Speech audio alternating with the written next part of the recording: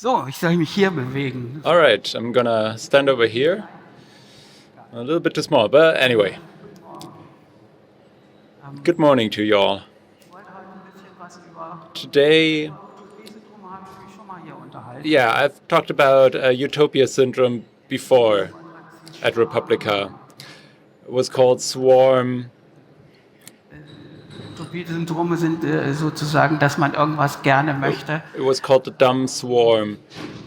So Utopia syndrome is, you want to have something that is not possible. Humanity coming together, brothers and sisters, peace and love.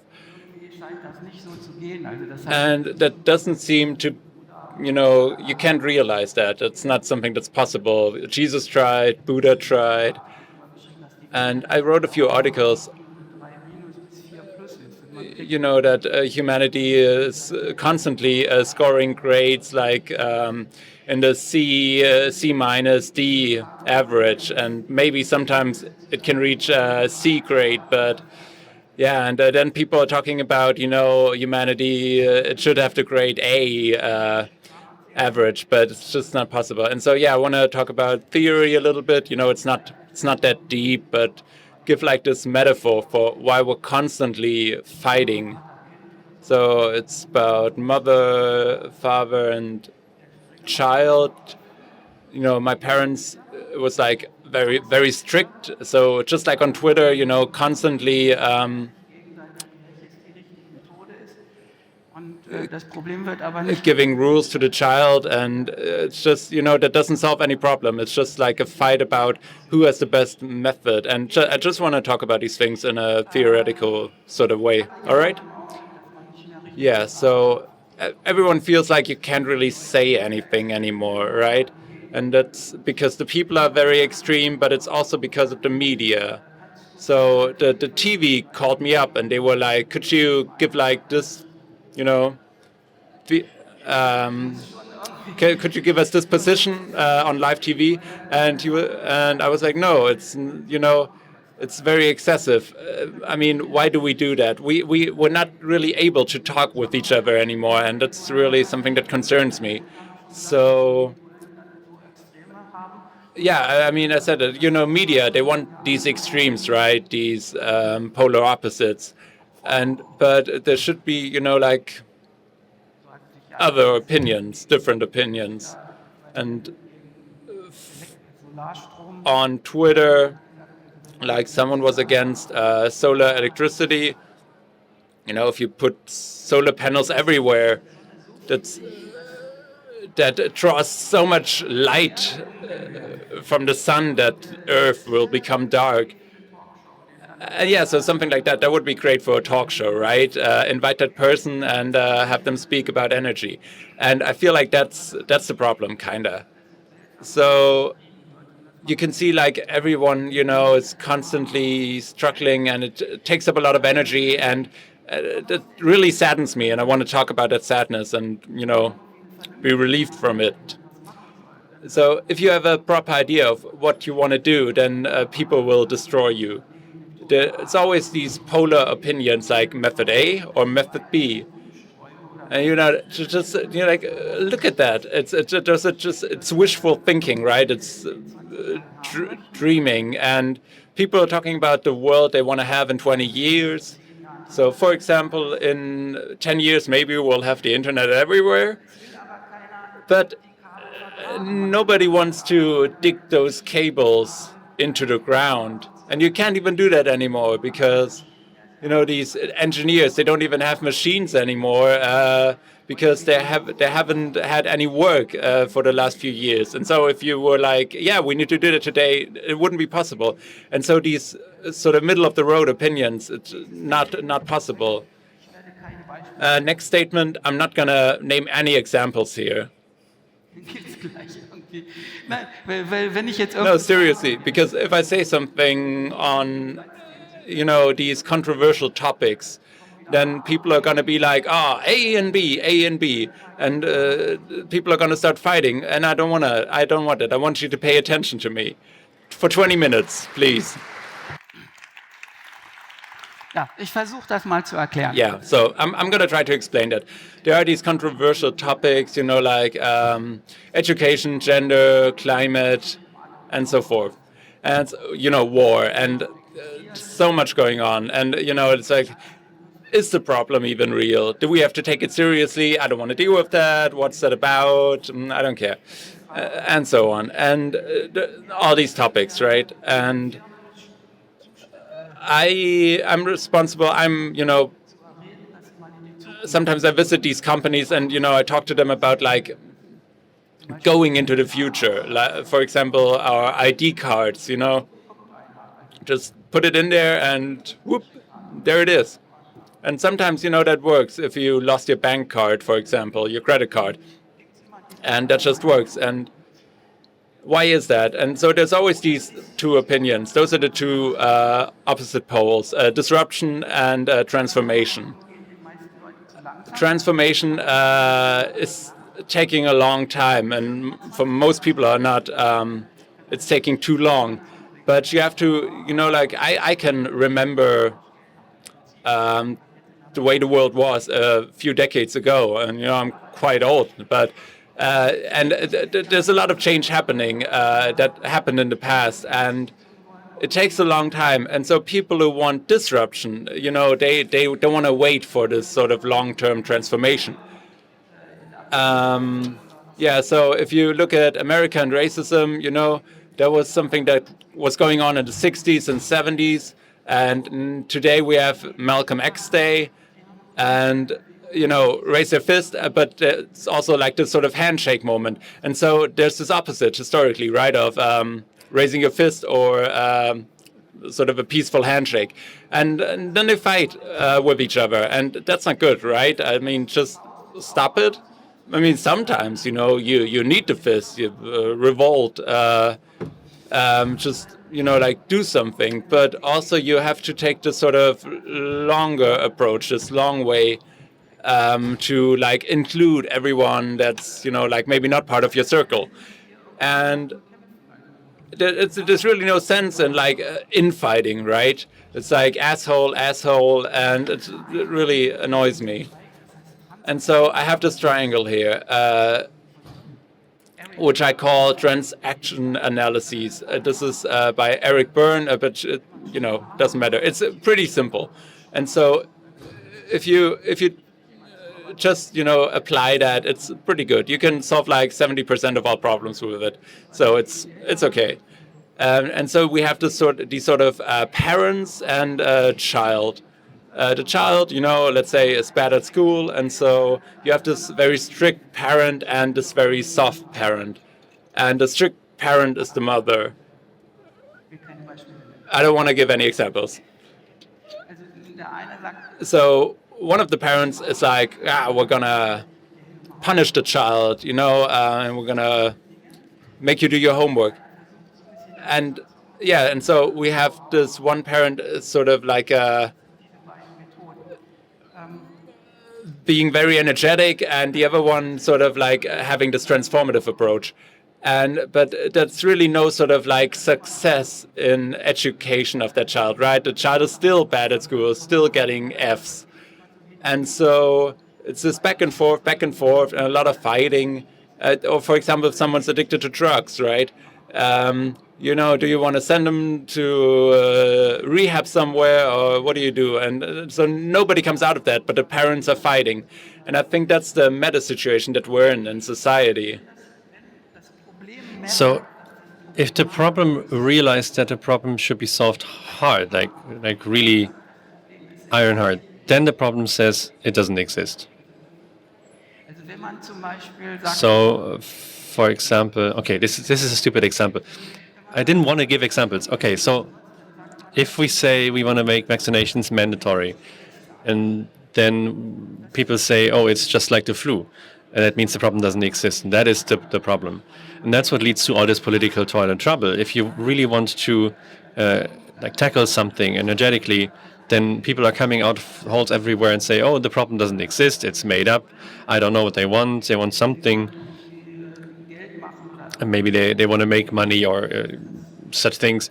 And you have to be super aware that you try to solve the problem and not just wake it up so that it pounces on you, because that's not good. And that's something that's completely ignored in theory. Everybody's only looking at which parent does what and then what makes the kid stubborn.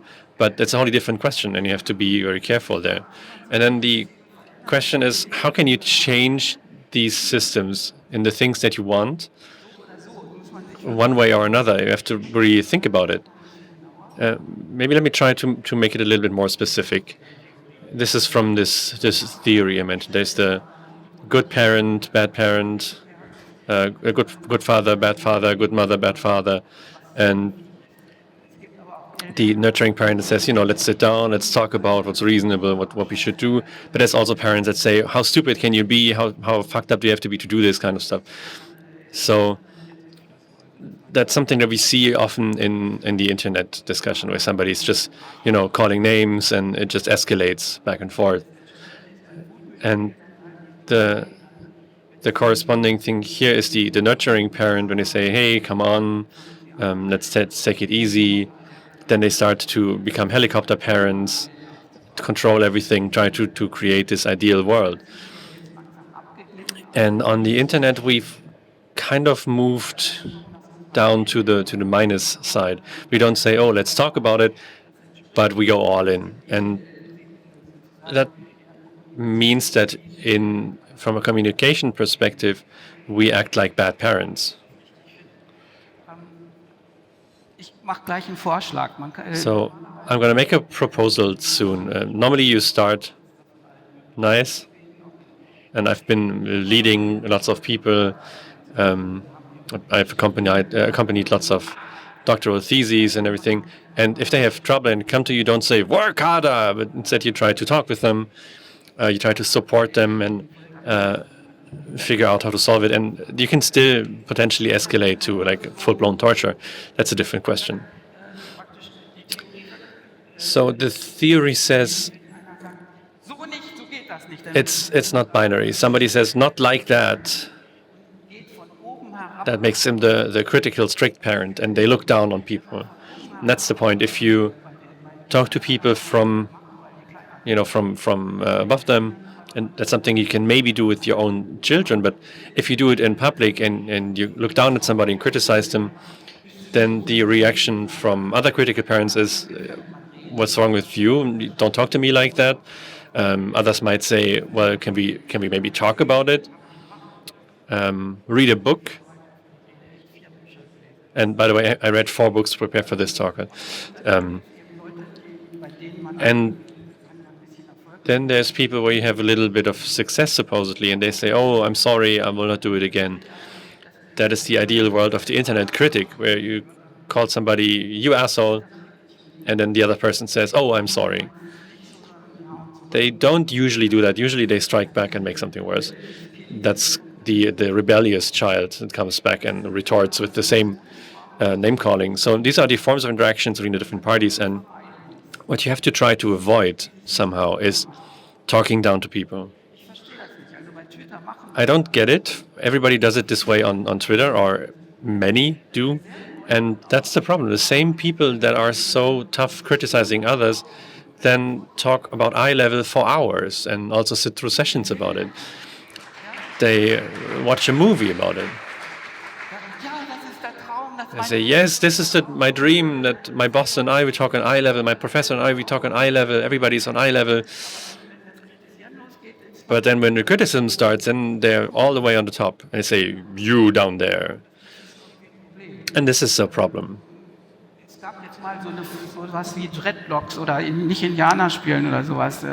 Discussions like, can people wear dreadlocks, or can they play cowboy and Indian? And it's weird because lots of people here don't know that. In the US, it's different. This course has run its course a few years back already. And it's not that people here are unwilling to not insult anybody. It's just they don't know. And then people come, take the high horse, and they say, oh, you shouldn't do that. You should have known. And people said, well, but I didn't. And then what people do is called washing. They have a lot of terms that I brought. And now a lot of people are trying to protect themselves from any shitstorms. Unternehmen arbeiten. So, for example, if you work in a big corporate, you have to create these diversity reports, sustainability reports, environmental reports, gender statistics reports, and you write all these like glossy brochures, but nothing actually changes within the company, right? And that's called washing. The problem masks is itself before it turns bad. Das heißt Whitewashing, So, for example, wenn man ein it's called whitewashing. For example, if you criticize somebody, then they respond, "Oh, I'm working on it." You may know this. I learned this as a manager. Somebody from the audience gives a very pointed, valid criticism, and I have to say, "Good point. Yeah, we just talked about this in a management meeting at 4 a.m. this last night, but we don't have a solution, but we're working on it." And then the others say, "Oh yeah, okay, we know. Then it's going to be solved sometime, maybe in 10 years or so." There's purple washing. It's all these terms, and you can even find photos for them. You can find stock photos for them for everything. Greenwashing, science washing. There's scientific methods how to get this away here. Woke washing, and I added a few more. Purpose washing, culture washing, privacy is our utmost concern, GDPR washing. It's all this fluffy. wenn man ein Kind zu Hause hat, And that's like having a kid at home that's bad at school, and there's all these excuses, and you just sum them up, and that's called washing. And all corporations do that. And the problem is still not being solved.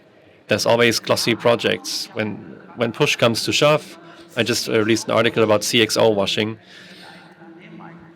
If a company has a problem, anything, right, then they appoint a chief digital officer if the internet isn't working, zum Beispiel, oder ein for example, or a chief visionary officer if they don't have any idea what they're doing, right? So currently, all companies are looking for purpose. That's what they call it, purpose. They have to have some sort of, greater purpose. And then, if they don't feel like it, then they just hire a chief purpose officer, and then they say, boom, problem solved. And that's kind of bad, because what you could do as well is be a little more patient. Don't go into Utopie-Syndrom, but just think for a bit. Most people don't even know the problem. They're not even aware of the problem because they haven't encountered it in their day-to-day life. I think there has to be a long phase of creating awareness first off. Many movies, there's this whole cultural change thing. And you can do it, right? I always take this as an example. It's not related to these serious topics I was talking about before. For example, you want to have new leadership in a company, and a good method is to tell people what the management basic, like the foundations and the values are. Then people go through courses again and again, all on leadership and leadership values. And then you preach it for 2 years, and then in year 3 you say you get a lower grade, or you forfeit some part of your salary because you don't have enough new leadership principles. And then in the 4th year you fire them, and that works, and I know that it works. But they don't do it. They only do the first 2 years where they preach to people,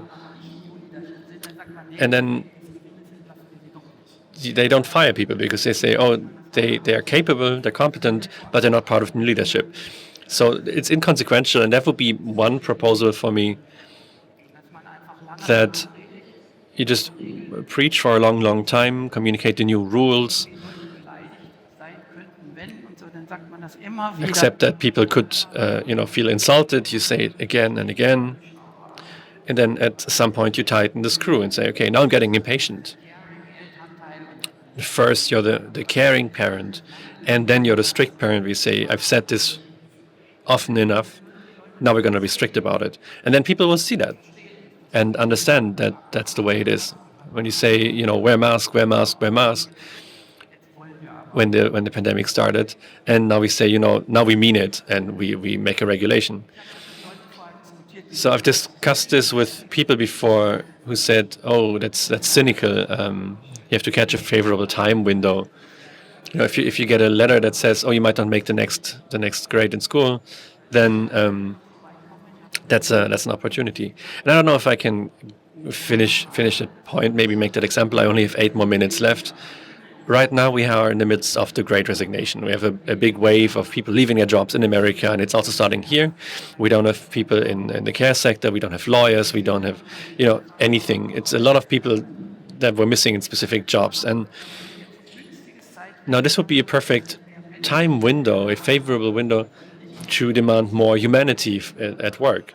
They shouldn't necessarily only struggle for more salary, higher salary, better pay, but instead they should try and fight to change the system, because now employers have to push to get the people they need. And similar to maybe the Fukushima catastrophe, suddenly from one day to the next, everybody's willing to shut down nuclear plants. And it's not just that people like me will get too much pension payments in the future, and you have to work for that. No, we have to take the opportunity and use it to have a useful discussion in this time window. All right. I saw a few movies, Robin DiAngelo, about critical race theory, supposedly happening in America. And she's white, interviewed white people, and asked them, are you racist and why? And they all say, I'm not a racist. And the problem is that, in Merriam-Webster still defines a racist as someone who purposefully behaves and, engages in racist behavior towards another person. And I couldn't find that again, but it's sort of this weird definition. And now they took it out of the dictionary. But people still have that in their head, this sort of you're purposefully being mean towards other people. No, I'm not. And so that really, makes the discussion impossible, because 70% say, well, it's not me. And so, it's not, they don't see themselves as the bad guy. They see themselves as basically good people and not evil. And so you really have to make it clear to them that, and it takes a long time, that it's what's racist, what's lovingly, what's mean. So people understand these rules, because they still have this old framework in their minds from dictionaries, that come out of the 80s. And so, I'm a cis man, normal guy. And so, it's like, yeah. And so people complain, and old white men, you can judge them because they're, privileged in comparison to the rest of society, but they're still people, right? And the woke movement is sort of puts this in a different way. I think those are humanities scholars, and they dream up this great new world. But I come out of management, so I'm all about like, how do you achieve that? Putting something into action and making it actually happen. And the academics, they come up with these ideas, but they don't know how to actually realize these ideas. And so we have this problem that our ideas, we can't turn them into action. And so we should, our bridges, they're crumbling, and they should be repaired, but we don't have the time. There aren't enough signs, right, for all the construction work that's being done, should be done on our streets. And so, this really, it misses the point. So I don't think the woke movement, it should be like, should go about on the internet criticizing people. You're behaving wrongly. And to me, that's sort of a problem. And so, where does it start, right? Who prohibited something? So if you criticize someone too hard, then you have to ask, what do you want to change? I'm a nice person, and in America they always say, I'm progressive, right? But they're not. They're just not, quote unquote, bad guy. And so Robin DiAngelo wrote, you can teach these people to not use the N-word. And then they think, well, now I'm definitely not a racist anymore. but you have to set up these very clear rules and communicate them. And I think in Germany, newspaper articles were published for a long time that this is sort of crazy. But if you look at the movement in America, that we had these actresses, like on their knees apologizing for whatever they did. So cultural appropriation in America, it's a very clear rule that's well known for quite a few years now. And so when you have these very hard methods, then this utopia syndrome, right? You want something that's not able to happen in the short time span you want. Paul Watzlawick, very cool books, very nice books, and you should read them. And so I wrote a book on that. There's like this button. It says good, better, bullshit. And so when you turn it, and it's like keeps getting better, keeps getting better, keeps getting better, and then keeps getting worse, and then it gets worse, and then gets, turns into bullshit. And so if you have like this method and use it, and you don't reach the success that you thought you would, then you dial it up too much, and then, it doesn't work out. And so on the internet, there's these people who are against enjoyment, enemies of joy. And so they're just shooting around. And yeah, it's been a long time. Like I was on this German public broadcasting show. It was for men. And then there was a shitstorm. And, I was just like, do you want to come? And I was like, yeah. But of course, people say you should decline the invitation when there's no woman on the panel. And people were like, oh, it's a penis parade, right? Then I was like, shouldn't you be more politically correct? And the person replied, well, I'm a rowdy feminist. And that doesn't make anything easier, right? It doesn't help with the discussion. So it's not just about old white men, but you're also being looked down upon and criticized when you eat sausage, when you heat your home with oil, when you fly to an island in the Mediterranean. And it just keeps getting more difficult, right? So we have these idealists on 10 or 20 different fronts. And a regular person living here is like surrounded on all sides and being told you're not acting the right way. You shouldn't do that, shouldn't do this. And remember, I don't want to give too many examples. And so slowly, I think people will just start to say, I don't care. There's this shame and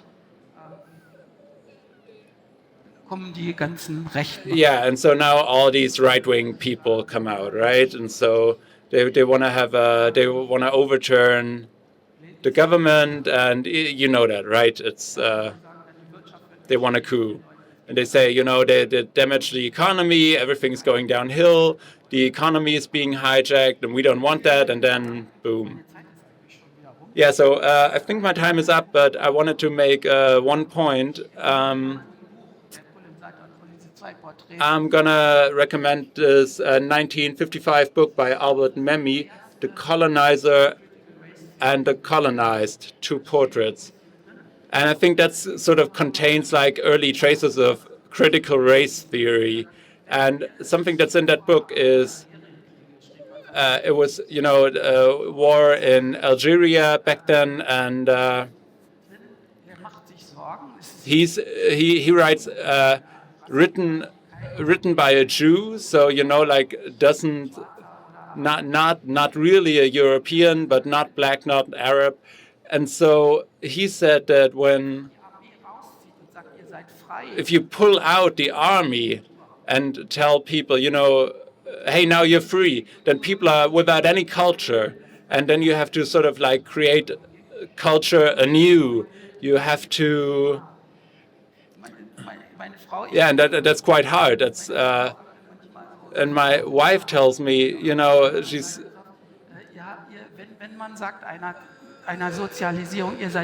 She has this way about it. And, you know, you have to have this new culture and you have to change and you're now free. And what I did today is that, you know, when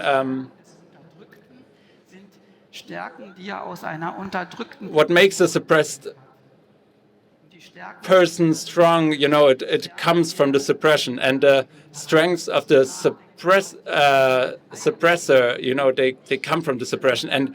But we have to think about what really are the strengths of certain people. It's not about like this race has an advantage or not, but it's really that this was developed psychologically, sort of an inferiority complex, right? And now we have to think about what are these cultures really about, and so we need a 4-hour workshop for that, but I'm not allowed to do that.